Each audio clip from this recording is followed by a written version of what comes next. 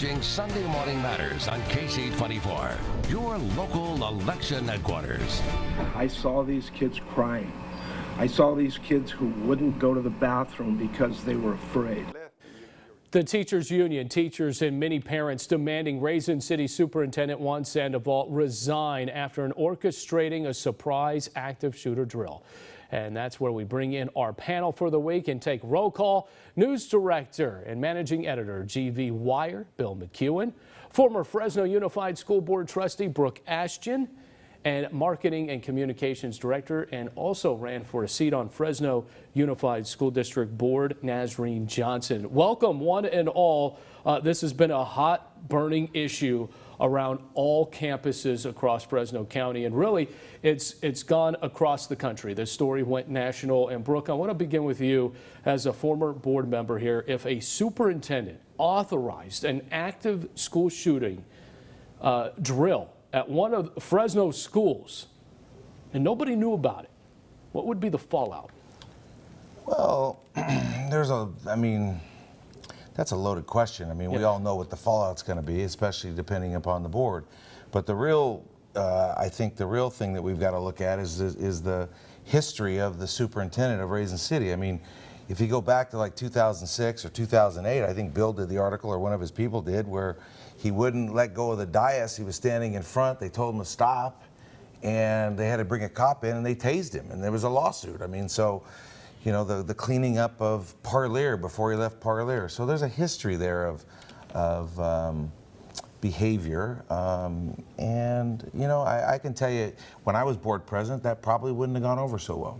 I would imagine so. Nazreen, how should Raisin City School Board members handle the punishment phase of this? We haven't heard from them. It could come July 29th, but the punishment may not come until later down the road. How should they punish them? Well, it should be very thoughtful. I expect more of our school leaders. I think our jobs when we have school leaders on campus is to protect our kids.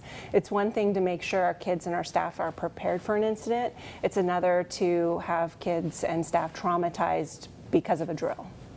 When you think about it, and Bill, you followed the story, and you think about this for a second. He grabbed his janitor, said, look, let's mask you up. Let's give you a fake gun. Let's go rattle some classroom doors, and we're going to turn this into a drill. First and foremost, when you just think of that, the superintendent's actions there, uncalled for. I mean, you would have to imagine no one could possibly agree to this. So very unprofessional. So if you're going to have an active shooter drill, and you don't want it just to be a drill, I think you talk to your teachers and your staff and you tell them what your goal is. So we want this to be realistic. We don't want anyone thinking it's just like a regular fire drill, that kind of thing. We want to get something meaningful out of it. My bottom line on it is he's very lucky that no one was killed. Because the practical matter is a lot of people carry guns. There may be teachers on his campus that are concerned about an active shooter coming in, and what if this janitor was shot? So it's clear to me that he didn't think about the outcomes of this. Or somebody jumped him and beat him up. Right. I mean, maybe not killed, but beat him up. That's probably more realistic than my worst case scenario. Yeah, so I mean, and Brooke, when you think about this, they had this big meeting, right? And they were talking about, they want him to resign, but there's a lot of push now to say he should be fired. Should he be fired? Well, I've been involved in those negotiations processes, and they'll come to some sort of amicable resolution unless the board takes a hardline approach. And I guarantee you that in his contract somewhere it says they can terminate for cause. But even if they do, they probably have to pay him out for the remainder of the 12 months. Normally you have 12 months, some have 18 months. So you'll see in the next little while that this board, who I believe in 2016 had 3 members recalled and they replaced the majority of the board, they're going to do the right thing. You have 5 good people there that know what they're doing. And I firmly believe that at the end of the day, the democratic process of the board will win and will be very settled and complete with the result. Nazreen, is there any scenario that you can say that Sandoval can really defend his actions here? No, I don't, because like what Bill had said, you know, somebody could have been severely injured or killed. I truly believe that. You know, people drive by.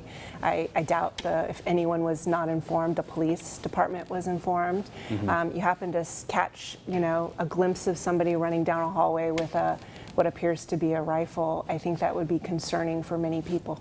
And I mean, it's just not okay under any circumstances. I believe that our leaders should be behaving thoughtfully and think out all those scenarios that could happen when doing something like that. Bill, I'm a parent, you're a parent.